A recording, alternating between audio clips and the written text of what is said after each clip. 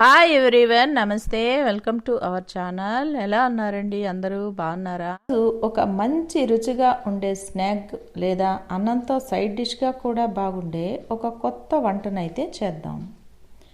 ఈ లాక్డౌన్లో మన ఇంట్లో ఉండే వాటితోనే ఇది చేసేద్దాం. ఇప్పుడు చిన్న మిక్సీ జార్లో 1/2 కప్పు పుట్నాల పప్పు లేదా దాల్ పప్పు అంటారు కదా, దాన్ని తీసుకొని ఇందులో కొంచెం జీరా, ఓ 3 ఎండుమిర్చి కూడా వేసి మెత్తని పౌడర్లా గ్రైండ్ చేద్దాం. వేరే ఒక గిన్నెలో సన్నగా ఇదిగోండి ఇలా కోరులా తరిగిన క్యారెట్ ఒక పెద్ద కప్పు, 1 కప్పు తరిగిన ఉల్లిపాయ ముక్కలు,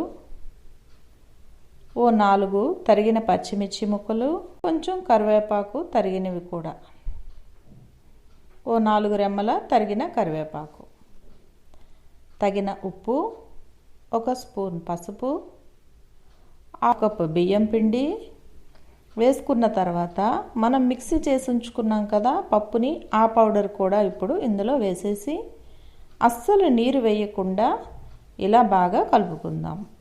ఇది చపాతీ ముద్దలానే కలుపుకోవాలి, కానీ నీరైతే దీనికి అవసరం ఉండదు. ఇప్పుడు దీన్ని చిన్న చిన్నగా ఇదిగోండి ఇలా మీకు నచ్చిన షేప్లో చేసుకోవచ్చు.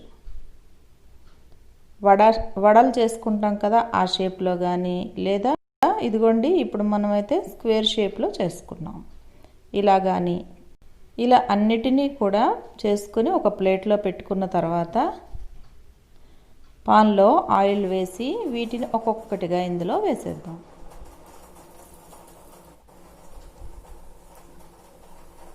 స్టవ్ని మీడియం ఫ్లేమ్లో పెట్టి కాసేపు అలాగే ఉంచుదాం. ఇవి ఒక్కసారి కానీ తింటే ఇంకోసారి మళ్ళీ చేస్తారు.